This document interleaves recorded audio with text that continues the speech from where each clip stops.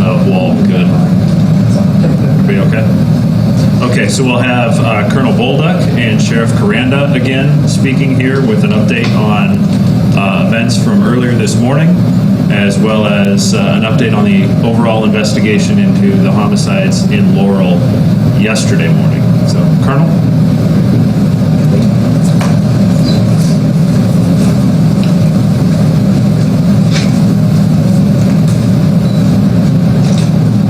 Good morning. Thank you for coming today. My name is Colonel John Bolduck with the Nebraska State Patrol. Joining me today are Sheriff Larry Caranda from the Cedar County Sheriff's Office and Captain Dane Hicks, who's the troop commander in Troop B here in this area. We're here to announce an arrest and provide an update on the investigation into the homicides that occurred in Laurel yesterday. First of all, I want to acknowledge the indescribable grief that this community is experiencing right now. And that's going to be compounded by the betrayal of trust that they're going to feel because a community member here is alleged to have committed these crimes. Last night, NSP crime scene investigators obtained physical evidence at the two fire scenes that pointed to a suspect who lived right across the street from one of the fires. That suspect, Jason A. Jones, date of birth 2/28/1980, was taken into custody this morning shortly after 2:30 a.m. after investigators developed probable cause that this suspect committed these crimes.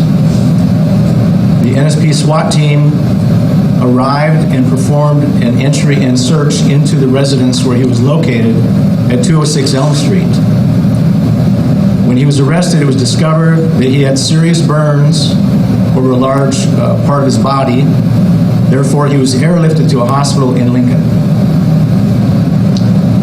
He's believed to be in serious condition.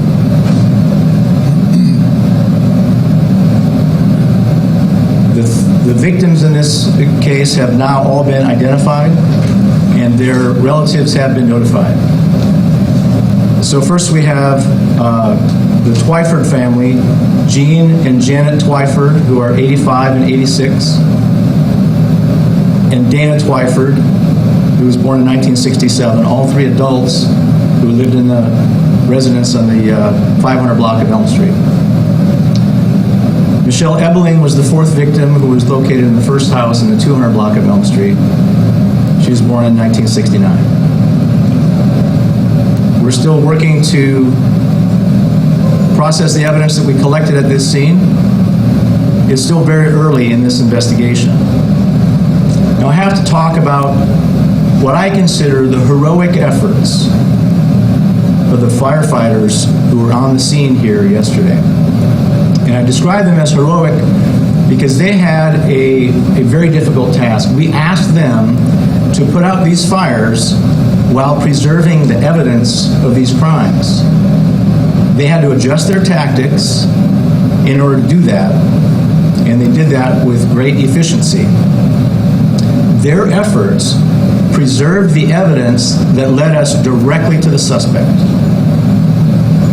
It cannot be understated that this has been an entire team effort, not only by our law enforcement partners, our firefighters, but the entire community who has stepped up, offered assistance, cooperated fully with investigators. But the work is just beginning. We've made an arrest. We have a large volume of evidence to process, people to interview, and we have to prepare for entry into the justice system. There will be a trial. Therefore, a lot of the details we won't be able to discuss with you today. But we are pleased to announce that we don't believe at this time there is no more danger to the Laurel community or Northeast Nebraska as a result of this arrest. Again, we will try to answer the questions that you have, but we may be limited in what we can share at this very early point in this investigation. So I'd open it up to questions at this time.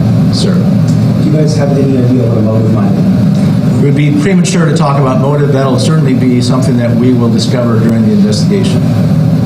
What charges was he brought in on? So he was arrested on probable cause for homicide.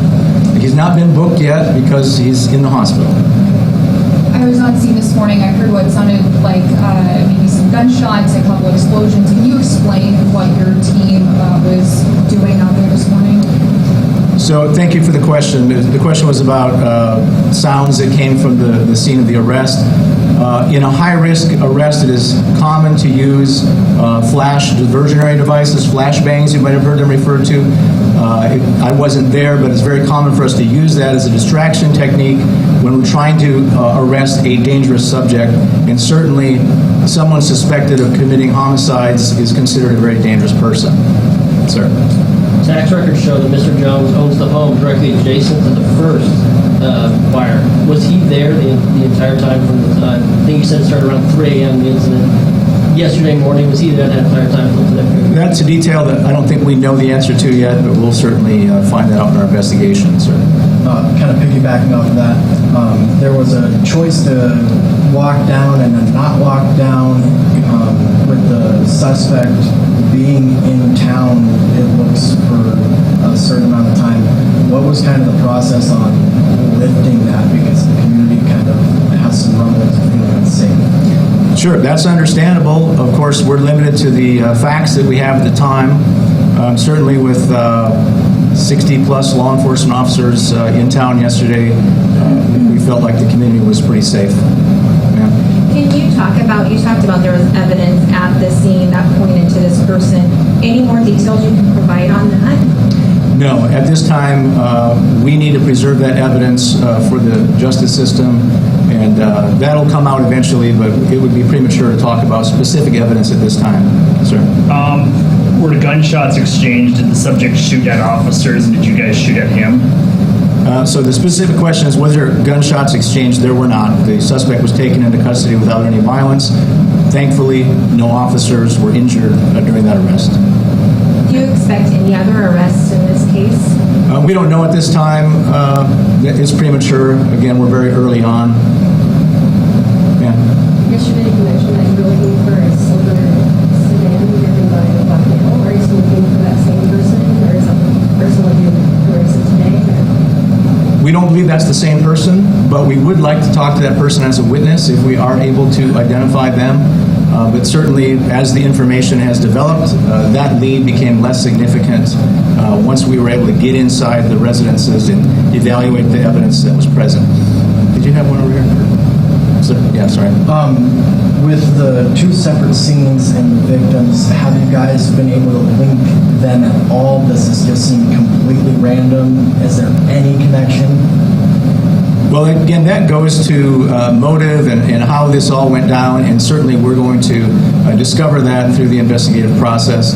But again, evidence from both scenes led us to the suspect, and that's why he is in custody at this time. I spoke to a neighbor who thought he heard gunfire, so I just want to clarify. So no gunfire was exchanged by police and no gunfire exchanged by the suspect? That is correct. Are there any other suspects? We haven't identified any at this time. That's a possibility as we look into this, but right now we believe that the community is safe with this person in custody. Yeah. When do you expect to have the bodies examined and get more evidence that way? So the examination of the bodies will happen today, and we have investigators working with the coroner's office who will be taking care of that task. So is the second house, is that considered a total loss? I don't know the answer to that. Perhaps the fire officials will be able to answer that in time. I don't know that they've fully been able to examine that. It's still an active crime scene. I know there's not much you can say possibly on this, but that second house, was the suspect there for a substantial amount of time holding them hostage, or does it seem like it was just in and out? Can you maybe go into detail on that? Yeah, those are details that we wouldn't be able to go into at this time. Again, it's very early in this investigation. We'll have one or two more, and then we'll... Yes, sir. There's a report that a man fitting the description in a silver sedan was detained on the Kansas-Nebraska border. Were you guys able to stop this individual, or is that perhaps just true? Yeah, I'm not familiar with that particular piece of information. I'm sorry. Somebody have one more? Okay. Sheriff, any last-minute comments before we call it a wrap? I just want to thank not only the media for assisting us with the investigation, getting out there, getting a lot of phone calls we received because of your efforts, and then foremost the Laurel Fire and Rescue community. People bringing food, good community. So, Thank you, Sheriff. Thank you all. Okay, I'll send out a news release with spelling. And just to reiterate what he said a little bit, they do have a suspect in custody. That suspect is 42-year-old Jason Jones. Now, he lived across the street from one of the homes that was set on fire. He has not been booked yet because he's still in the hospital. He got a gunshot wound that resulted from the shootout that had happened this morning. And excuse me, sorry, there was no gunshot exchange, but he is injured, and so he's at the hospital, but before he will be booked.